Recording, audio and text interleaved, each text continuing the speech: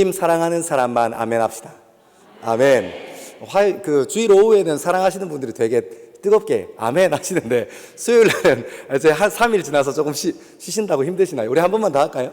주님 사랑하는 사람만 아멘 합시다. 아멘. 아멘. 저도 주님 정말 사랑합니다.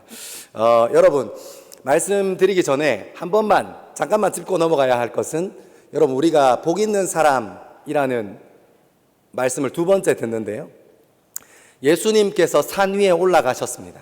그냥 지난번에 제가 오후 예배 때 한번 설명드렸던 것처럼 단순히 사람들이 많이 모여서 높은 곳에 올라가야지 하고 올라갔던 것이 아닙니다.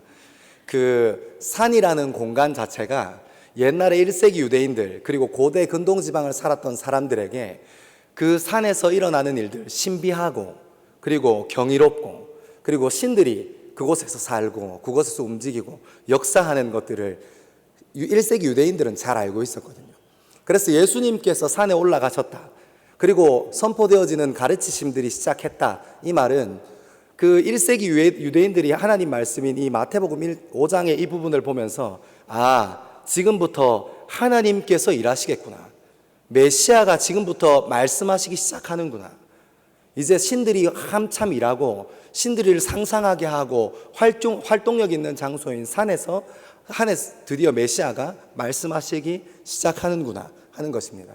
여러분, 중요한 것은 우리가 8가지의 복에 대한 내용을 쭉 들어가고 있는데, 우리의 삶의 태도가 그러해야 되지 않겠습니까?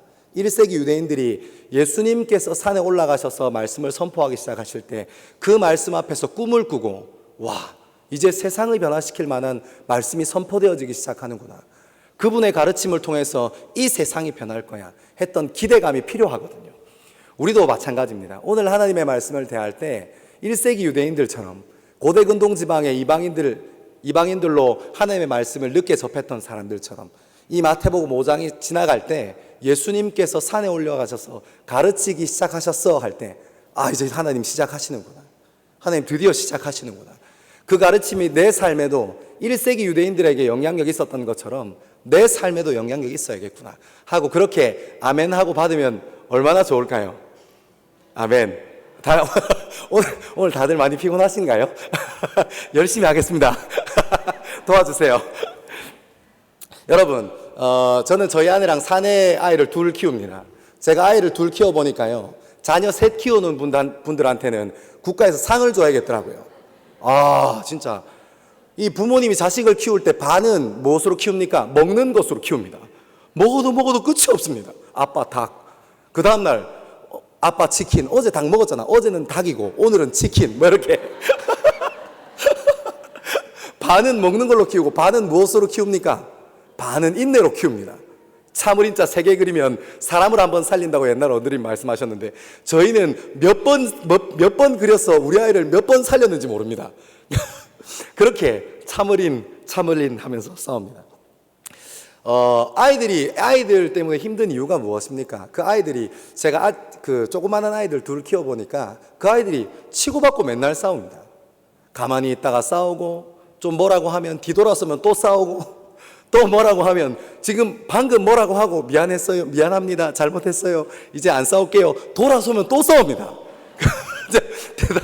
대단한. 그렇게 싸우려고 해도, 여러분, 그렇게 싸우려고 해도 싸우기 힘든데 그렇게 싸웁니다. 여러분, 한 번은 싸우는 이유가 얼마나 다양한지 모릅니다. 예를 들면 이런 거 있습니다. 저희 아이들은 TV가 집에 한 대밖에 없으니까요, TV 채널을 자기가 보고 싶은 채널이 있지 않습니까? 그것 때문에 싸웁니다. 때로는 먹는 것 때문에 싸우고요, 때로는 이렇게 힘으로 큰형이 밀어서 싸우기도 하고, 때로는 그 조그마고 당돌한 둘째가 큰형한테 막 힘으로 달라들어서 싸우기도 합니다. 한 번은 교회에서 이런 일이 있었습니다. 이런 이유로도 싸울 수 있다는 것을 제가 여러분들한테 알려드리고 싶네요. 한 번은 주일날 교회에서 권사님들이 저희 두 아들이 예쁘다고, 아직은 예쁠 때니까요, 예쁘다고 불렀습니다. 한우야, 하담아, 일로 와. 그래서 사탕을 하나씩 손에 딱딱 쥐어줬습니다. 제가 이렇게 지나가다가 한우랑 하담이 손에 사탕이 하나씩 들려있는 걸 봤습니다. 근데 둘째가 저랑 눈이 딱 마주쳤는데 갑자기 울적울적 하면서 이렇게 와서 제 품에 딱 안기는 겁니다. 제가 아무리 생각해도 울 이유가 없습니다. 억울할 이유가 없습니다. 왜냐하면 한우 손에도 사탕 하나, 하담이 손에도 사탕 하나였기 때문입니다. 근데 저를 보고 이렇게 얘기했습니다. 아빠, 하담아, 왜 형아도 하나, 하담이도 하나야. 아빠, 색깔.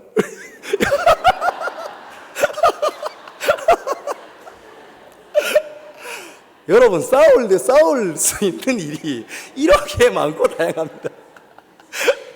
제가 너무 얼마나 웃긴지 모릅니다, 여러분. 제가 그런 것들 옆에서 보니까요. 와, 저런 이유로 싸울 수 있으면 저거는 싸우는데 은사가 있는 거다, 이런 마음이 들 때가 있습니다. 와, 저렇게도 싸우는구나, 그런 생각합니다. 여러분, 저는 집에서 이게 남자아이들 둘이가 거칠고 많이 싸우니까, 제가 어릴 때 아버지한테 좀 강압적으로 많이 당했거든요. 그래서 제 안에 어릴 때 많이 상처가 있어서, 청소년기에 많은 상처가 있어서 저는 그렇게 하지 않으려고 저희 아내랑 약속하고 하는 게 있는데 이렇게 합니다. 두 친구가 싸우면 부릅니다. 야, 큰아들 작은아들 일로 와. 딱 세워놓습니다. 차렷 하면 차렷이 뭔지도 잘 모릅니다. 막 손 뒤에 하고 막 경례 막 하고 이렇게 할 때 차렷을 딱 시켜놓고 부동 자세를 시켜놓고 한 사람씩 말을 다 들어줍니다. 왜냐하면 애들이 노여우면 안 되잖아요. 그렇죠? 그래서 큰아들 먼저 쭉 얘기하고 작은아들 쭉 이야기합니다. 제가 몇 번을 그렇게 해본 결과 굉장히 간단한 공식 두 가지를 발견할 수 있었습니다. 첫 번째는 이것입니다. 절대 자기에게 불리한 얘기는 하지 않습니다. 자기가 얘기하는 시간에 절대 자기가 불리한 사실은 잘 얘기하지 않습니다. 두 번째, 놀라운 은사가 여기서 또 발견되는데 어떤 것이 있는지 아십니까? 두 번째는 남의 잘못을 더 크게 부각시켜서 얘기합니다. 와, 놀랍습니다. 진짜 놀랍습니다. 어떻게 자기가 잘못된 것을 쏙쏙쏙쏙 피하고 그 동생이나 형이 잘못했는 걸 얼마나 부풀려서 얘기하는지 누가 보면 나라가 망하는 줄 압니다. 얼마 전에 여러분 마이쮸라고 젤리 간식이 있습니다. 조그만한 젤리 간식. 그거를 형 혼자서 먹었나 봅니다. 둘째가 와서 저희 아내랑 저랑 식탁에 앉아서 이런저런 이야기하고 있는데 고발건이 들어왔습니다. 아빠, 고발장을 받아주세요. 이렇게 왔습니다. 왜? 그러니까 형은 혼자 마이쮸 먹어요. 그래서 저희가 불렀습니다. 둘 다 불렀습니다. 한우야, 어떻게 된 일이니? 아니 그냥 그거 하담이한테 하나 나눠주면 되는데 그걸 혼자 다 먹고 있니? 이렇게 얘기하니까 저희 큰아들이 저한테 뭐라고 했는지 아십니까? 아빠도 맛있는 거 혼자 먹잖아.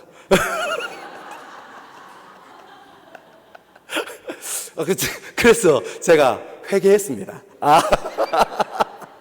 하나님 맛있는 거 이제 아들이랑 잘 나눠서 먹겠습니다. 이렇게 회개했습니다. 여러분, 제가 이렇게 말씀을 시작드렸는데요. 제가 무슨 말을 하고 싶냐면 우리는요, 남의 허물은 너무 커 보여요. 남의 허물을 이야기하는 일에는 너무너무 민감합니다. 남의 허물에 대해서는 어찌 그리 할 말이 많은지, 그 사람만 없으면 그 사람 욕을 합니다. 여러분 잘 기억하셔야 하는 것 있습니다. 저 33살밖에 안 됐는데요, 이거 하나 정확하게 아는 거 있습니다. 그 사람이 없는 데서 남 험담을 쉽게 하는 사람은 제가 없는 곳에서 제 험담도 쉽게 합니다. 그거 기억하셔야 합니다. 그래서 험담하는 일에 맞장구 막 치고 계신다고 좋을 일이 아닙니다. 이 사람은 내 편이겠거니 절대 그렇지 않습니다. 사람은 자기한테 불리하면 변하는 게 사람입니다. 여러분 살면서 경험해 보셨지 않습니까? 여튼 다른 사람의 죄에는 엄청 민감하지만 내 죄에는 아주 관대합니다. 그래, 남들 이럴 수 있지, 그럴 수 있지 하는 것이 우리 아닙니까? 여러분, 근데 중요한 것은 우리의 그런 삶에 대한 태도, 그 다른 사람의 죄와 허물에 대한 태도, 괜찮습니다. 그 아들, 애 좀 떠들어도 괜찮아요. 제가 거기에 신경 쓰지 않습니다. 애들이 떠드는 거에 정상이지. 그 애들이 막 조용하고 있으면 그 병원 가야 됩니다. 괜찮아요, 진짜 괜찮아요. 그래. 네 하는 거 들으셨죠? 애들은 떠드는 게 정상입니다. 다시 돌아가겠습니다. 중요한 것은요, 우리가 허물이나 죄를 대하는 삶의 태도와 삶의 자세가 남들에 대해서는 너무너무 민감하고 너무너무 칼같이 명확한데 우리에 대해서는 관대합니다. 하지만 제가 하나님 말씀을 보면서 느낀 것이 있는데요, 성경에 보면 하나님께 쓰임받았던 사람들이 나옵니다. 예를 들면 아브라함이나 모세나 다윗이나 선지자들이나 신약 성경에 넘어가면 수많은 이름도 없이 빛도 없이 순교했던 수많은 사람들, 그리고 우리가 잘 알고 있는 복음서의 저자인 마태, 마가, 누가, 요한, 그리고 우리가 너무너무 잘 알고 있는 사도 바울이라는 사람, 그런 분들, 이 세상에 유명한 전도인들로 남아있는 분들 봅니다. 그런데 그분들의 공통점은 우리가 삶에 대해서, 죄와 허물에 대해서 대하고 반응하는 것과 완전히 반대로 반응합니다. 우리는 우리 죄와 우리의 허물에 관대한데 그분들은 그분의 죄와 그분의 허물에 그들의 허물에 대해서 너무너무 민감했던 사람들인 것을 우리가 말씀을 통해서 확인할 수 있습니다. 오늘 다 확인할 수는 없고 한 두 군데 정도 이렇게 찾아가면서 확인하고 싶은데요. 우리 시편 51편 한번 찾아보시겠습니까? 구약 성경 839면에 있습니다. 시편 51편.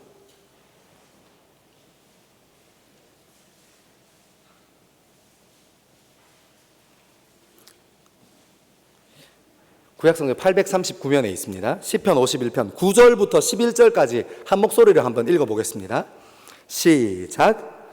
주의 얼굴을 내 죄에서 돌이키시고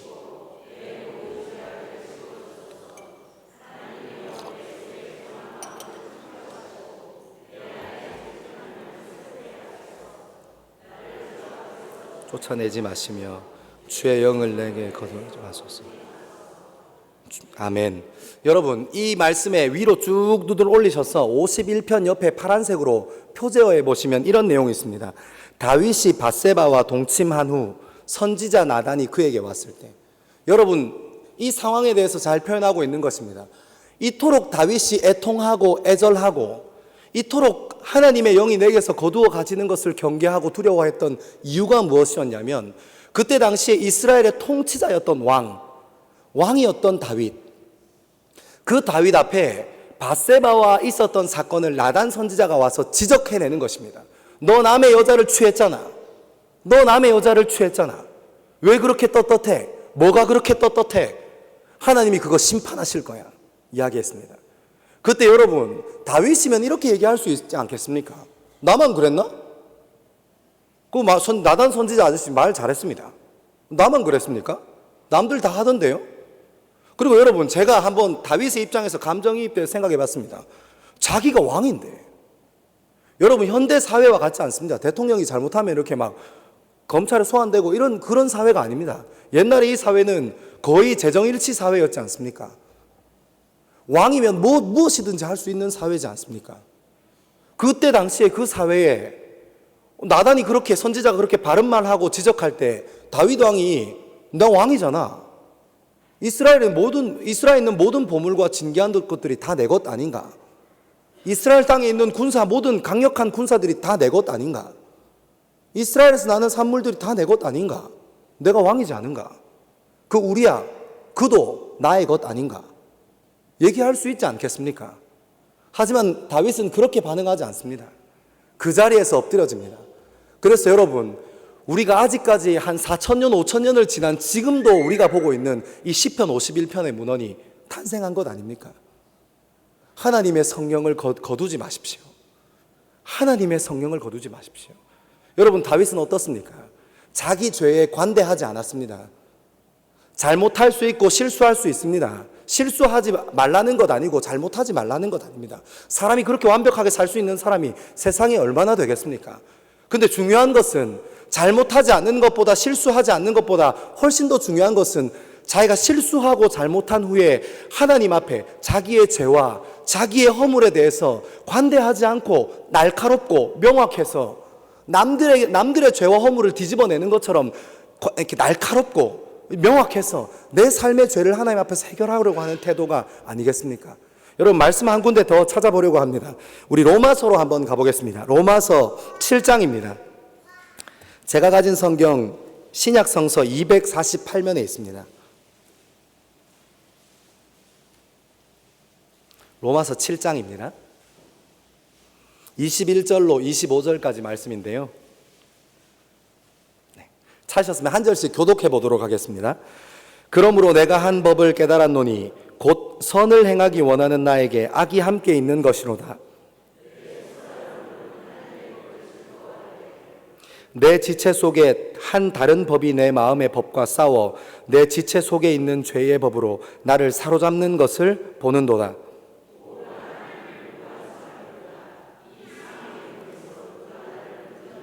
함께 읽겠습니다.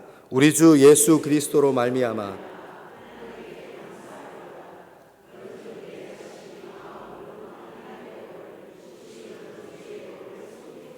아멘. 여러분, 사도 바울이 어떤 사람입니까? 누가의 증언에 의하면 다메섹 도상에서 하나님을 만나서 인격적으로 부활하신 하나님을, 예수 그리스도를 인격적으로 만나서 그의 모든 삶이 변했던 사람 아닙니까?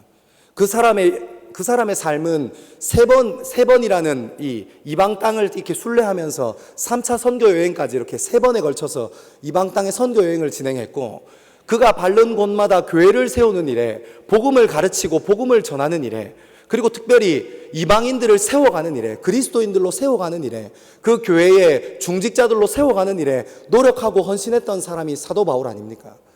그 사람은 여러분, 사람 40의 감한매를 3번 맞은 사람이고, 그 사람은 배를 2번 탔는데, 저희가 나오는 성경의 기록을 통해서 알 수 있는 것은 이 사도 바울이 배를 2번 탔는데 2번 다 깨집니다. 여러분, 요즘으로 따지면 비행기 2번 타는데 비행기 2번 다 추락하는 거랑 똑같습니다. 그렇게 그런 시간들을 보내면서도 그 복음을 전했던 사람인데, 그 사람에게 어떤 흠이 있을까? 이 사람이 어떤 죄를 짓고 살아갈까?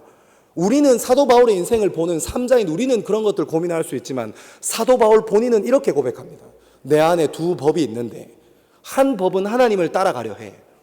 한 법은 내 욕심을 따라가려 해. 아, 오호라, 나는 곤고한 사람이로다. 흠잡을 것 하나 없어 보이는 사람, 그 믿음의 사람, 순교하는 일까지 자기의 목숨을 내어놓았던 사도 바울이라는 사람이 본인이 이렇게 고백하는 것입니다. 나는 곤고한 사람이로다. 이 죄와 사망에서 어떻게 끊어질 수 있을까? 고백합니다. 여러분, 저는 이런 말씀을 대할 때마다 제 마음에 참 깊은 경각심이 일어납니다. 우리 죄에 대해서, 나의 죄와 나의 허물에 대해서는 너무너무 관대해서 그렇습니다. 하나도 절박하지 않습니다. 하나님께 쓰임받았던 사람들을 성경을 통해서 찬찬히 읽고 살펴보니까, 하나님께 쓰임받았던 사람들은 자기 허물과 자기 죄에 대해서 너무너무 절박한 사람들이었습니다. 다 하나님께서 떨어질까 봐 두려워하는 사람들이었습니다.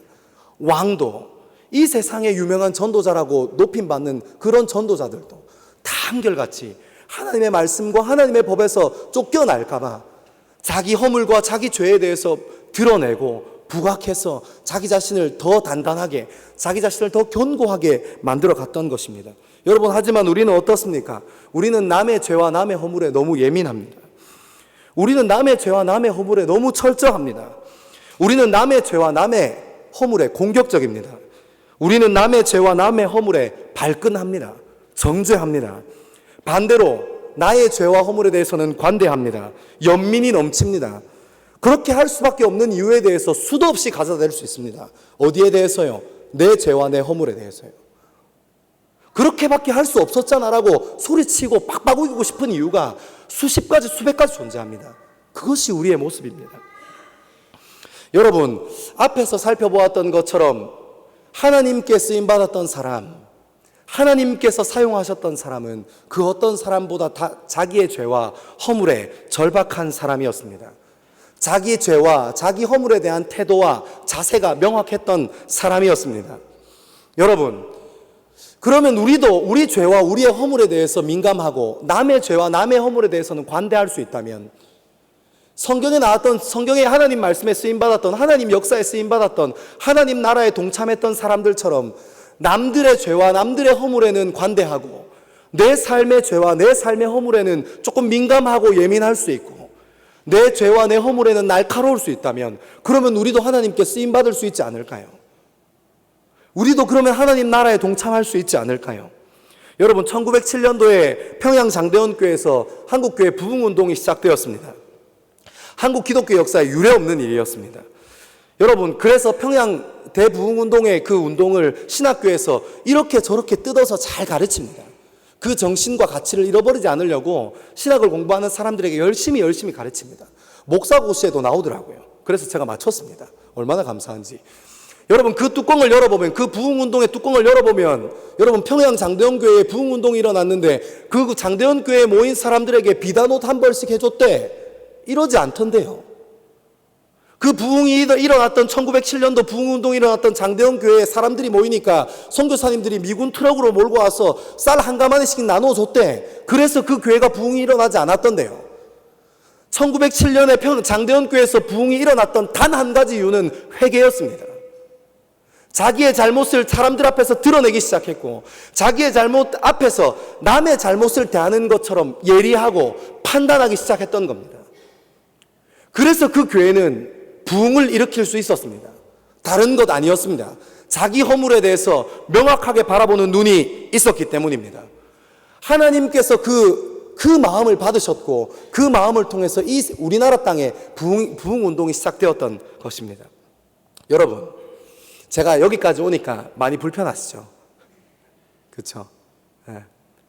남의 죄와 허물에 대해서 막 해대야 되는데 나를 공격하는 어떤 사람을 그 사람의 허물이 보이면 피하지 않고 마주해서 막 물고 뜯고 맛보고 즐기고 하면서 이렇게 막 쏘아붙여야 되는데 그 제가 목회자라고 앞에서 어린 게 막 바른 말 하니까 맞는 말 하니까 막 엄청 불편하시죠? 여러분, 그것이 복음이지 않겠습니까? 그런 불편한 마음이 들 때 왜 불편한 마음이 드는 것입니까? 우리가 왜 남들 앞에서 우리의 허물과 죄를 드러내는 것을 싫어합니까? 자존심 때문입니다. 우리 감정 때문입니다. 왜 다른 사람의 공로를 잘 인정하지 못합니까? 우리 자존심 때문입니다.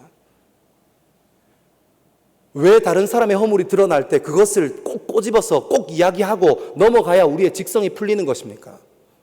우리의 자존심 때문입니다. 여러분, 여기서 불편하시면 저도 이 말씀 묵상하면서 엄청 불편했습니다. 저도 인정하기 싫고 잘 되지 않아서 이 하나님 말씀을 나누는 사람으로 이 얘기를 해야 되나 말아야 되나 수도 없이 고민했습니다. 근데 저처럼 목회자라는 직업을 가진 사람이 어떤 사람입니까? 제가 잘나서 제가 잘 갖추어져 있어서 이 말씀 앞에 제가 잘 성실하게 준행해서 이런 말씀을 드릴 수 있는 것 아닙니다. 그냥 하나님께서 목회자로 부르셨고 제가 하는 일이 하나님 말씀에 있는 그대로 그 가치를 전하는 것 아니겠습니까? 그래서 저도 불편하지만 이 말씀 앞에 섰습니다. 여러분 이 말씀 앞에서 불편하시면 하나 기억하시면 됩니다. 내 삶의 주인이 나구나. 내 삶의 주인이 하나님이 아니구나. 내 삶의 주인이 아직까지 내 자존심이구나. 그거 아시면 됩니다. 여러분, 하지만 말씀에서는 이렇게 얘기합니다. 오늘 두 번째 애통하는 사람에 대해서 이렇게 얘기합니다. 애통하는 자는 복이 있나니 그들이 위로함을 얻을 것이며. 여러분, 우리가 왜 남의 허물을 들추어내는 일 때문에, 아니 우리 죄 앞에서 우리 죄를 드러내는 일이 힘들고 어렵습니까? 우리는 왜 남들의 죄와 허물 앞에서 관대하지 못합니까? 왜 우리 자존심이 우리의 삶에 우리가 그리스도인이라고 얘기하고 하나님 사랑하는 사람이라 이야기하면서 왜 하나님 말씀대로 살지 못합니까? 왜 자존심이 거기에 딱 걸려 있습니까? 왜 남을 인정하지 못합니까? 우리의 죄를 인정하지 못합니까? 그럴 수밖에 없었던 이유에 대해서 수도 없이 찾으려고 하고 있는 것입니까? 왜 자존심에 딱 걸려서 넘어가지 못할까요? 제가 생각해 봤습니다. 하나님 말씀에 이렇게 돼 있더라고요. 애통하는 자는 복이 있나니 그들을 위로함을 얻을 것이며. 이거 넘어가면 위로함이 있거든요. 이것 넘어가면 자기 자존심 넘어서 하나님께서 우리 삶의 주인이야. 나는 진짜 허물 많고 죄 많은 사람이라서 주님 앞에 회개할 거야. 남들의 죄와 허물에 대해서 안아주고 관대한 마음 품을 수 있어. 안 되지만 한번 해보는 거지. 3번에서 한 번이라도, 5번에서 한 번이라도, 10번에서 한 번이라도 하나님께서 말씀하시니까 한번 해보는 거지 하고 여러분 삶 가운데 행하시면 위로함으로 나아가거든요. 그것을 사단이 눈뜨고 못 보는 겁니다. 그것을 눈뜨고 보지 못하는 겁니다. 자존심으로 막고 싶은 겁니다. 왜냐하면 그것 지나면 위로함이 있거든요. 여러분, 제가 왜 처음 자녀를 키우는 예화로 들었는지 아십니까? 여러분들 자녀 사랑하시잖아요.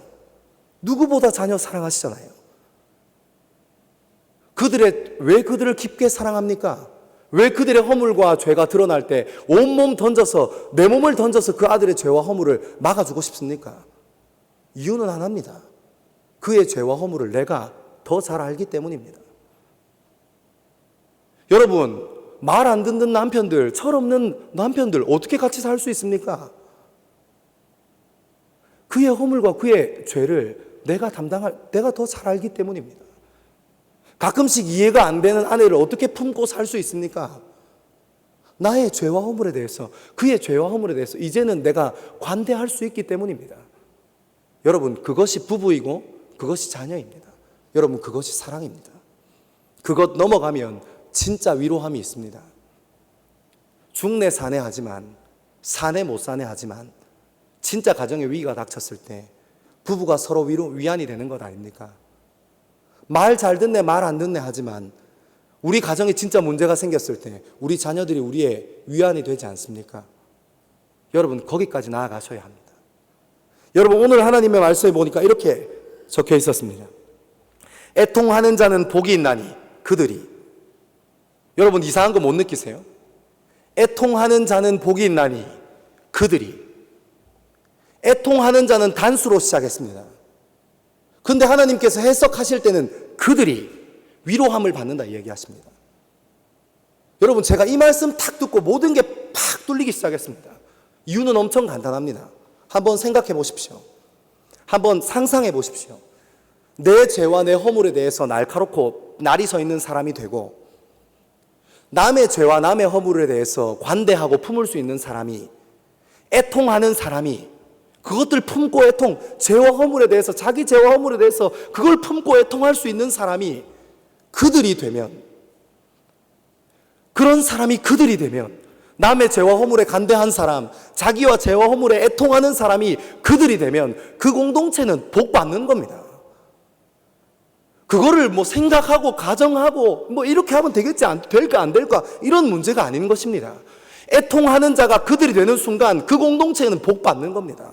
그 공동체가 복으로 넘쳐나는 것입니다. 어떻게 그런 공동체에 남의 죄와 남의 허물에 대해서 품어주고 안아주겠다고 작정하고 덤비는 사람이 있는, 그런 사람들이 그들이 되어 있는 공동체에 어떻게 복이 없을 수 있습니까?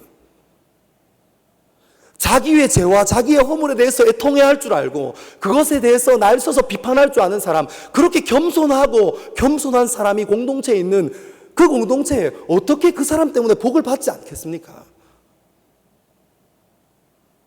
저는 그래서 알았습니다. 하나님이 이래서 위로함이 있다고 확신하시는구나. 그래서 중간에 이건 이렇게 해서 저렇게 해서 이건 좀 힘들 거야, 저건 좀 어렵겠지만 한번 해보는 거야, 화이팅, 이렇게 하시지 않으시고, 애통하는 자는 복이 있나니 그들이 위로함을 얻을 것이며, 굉장히 하나님은, 예수님은 굉장히 단호하십니다. 왜냐하면 그것이 위로함과 연결되기 때문입니다. 여러분, 하지만 꼭 짚고 넘어가야 하는 거 있습니다. 제가 중요하게 생각하는 건 균형이거든요. 제 이쪽에 대해서도 열심히 이야기했으니까 반대쪽에 대해서 잠깐 이야기하고 말씀을 정리하겠습니다. 여러분, 우리가 사는 세상에는 사회적인 악과 구조적인 악이 있습니다. 아시죠? 여러분들이 짓는 범죄 말고도 이 세상에는 구조적인 악과 사회적인 악이 있습니다. 이미 짜여져서 그것이 우리를 누르는 것들이 있습니다. 그러면 그런 것에 대해서 목소리 내고, 그런 것들을 보고 이렇게 표현하더라고요. 공분. 그리고 불의한 일에 대해서 목소리 내는 것, 의분이라고 합니다. 그럼 그런 거는 하면 안 되나? 그러면 그건 다 잘못된 건가? 이렇게 질문할 수 있습니다. 근데 여러분, 제가 성경을 읽다 보니까 예수님도 의분하고 공분하시던데요. 바리새인들이 엉뚱한 생각하고 엉뚱하게 하나님 말씀 해석하니까 거기 갖다 대고 막 독사의 자식들아 막 이렇게 하시고, 성전에서 장사하는 사람을 보시고 채찍을 들고 들어가셔서 막 팍 휘두르면서 다 나가면서 이렇게, 우리 하나님의 집은 기도하는 집이야 막 이렇게 막 큰 소리 치시고 하시던데요. 예수님께서도 의분 내시고 공분 내시던데요. 여러분, 저도 그렇게 생각합니다. 이 세상에 짜여져 있는 구조적인 악, 사회적인 악에 목소리 내지 못하면, 약한 사람을 위해서 목소리 내지 못하면 그거 비겁한 겁니다. 공분할 수 없으면 비겁한 겁니다. 여러분, 그런데 우리는 이 함정에 빠져서 잘 헤어나오지 못합니다. 무엇이냐면 이것입니다. 그 공분과 의분을 누가 하느냐는 것입니다.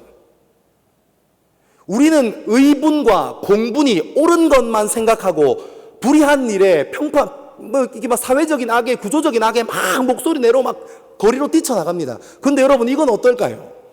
우리가 먼저 알아봤던 것처럼 애통하는 사람, 자기 허물과 자기 죄에 대해서 애통할 수 있는 사람이 공분할 만한 일에, 의분할 만한 일에 목소리 내고 앞장선다면 힘이 있지 않을까요? 애통하지 않는 사람, 자기 죄와 허물에 대해서는 뭐 그럴 수도 있지, 뭐 너도 한번 살아봐라, 그렇게 안 되는가, 막 이렇게 얘기하는 사람이 사회적인 악, 구조적인 악 앞에서 그래, 이거는 불의한 일이니까 나도 목소리 내러 나가야지, 이렇게 하고 나간다면 힘이 있을까요? 이럴걸요. 지나 잘하지. 아이고, 지나 잘하지. 저분 또 정치에 관심 있는 것 같네. 이렇게 얘기하지 않겠습니까? 그래서 여러분, 개인적인 애통, 예수님께서 먼저 애통하는 자라고 할 때 이 개인적인 단수적인 애통을 먼저 지켜야 하는 것입니다. 그 후에 공분과 의분, 예수님께서 하셨던 것처럼 공분과 의분하는 일에도, 약한 사람을 위해서 목소리 내는 일에도 우리 그리스도인이 먼저 앞장서야 하지 않겠습니까? 그때 세상 사람들이, 그래, 저 사람 예수 믿는 사람이던데, 저 사람 교회 다니는 사람이던데 바른 일 하네, 저 사람 직장 사람들 얘기 들어보니까, 동네 사람들 얘기 들어보니까 너무너무 바르고 성실하다던데, 그래, 예수 믿는 사람이 저 일 하네, 제러딘 하네 하고 박수 쳐주고 격려해 주지 않겠습니까? 여러분, 애통하는 자는 복이 있나니 그들이 위로를 얻는다 했습니다. 애통할 수 있는 사람이 공분에 의분에 목소리 낼 수 있다면, 약한 사람들을 위해서 목소리 낼 수 있다면, 그것을 피해를 보는 사회적 약자들이 위로함을 얻지 않겠습니까? 제가 지난번 주일 오후 설교할 때, 복 있는 사람에 대해 설교할 때 얘기했던 것 다시 한번 이야기하고 싶습니다. 여러분, 이렇게 예수님께서 이야기하시는 것이 있는데, 이것이 복 받는다고 8가지 얘기하셨는데, 이렇게 살면 어떻게 복을 안 받을 수 있습니까? 여러분, 아직도 그리스도를 믿으면, 신앙생활 하면 손해만 본다고 생각하십니까? 예수님께서 오늘 산에 오르셔서 8가지 가르침, 복에 대한 가르침을 시작하셨습니다. 전 8가지 먼저 다 읽었는데요, 이렇게 사는 사람이 어떻게 복을 안 받을 수 있지?를 더 고민하게 되더라고요. 예수 믿으면 어떻게 복 받지? 예수 믿는 것이 우리 삶에 어떻게 복이 되지?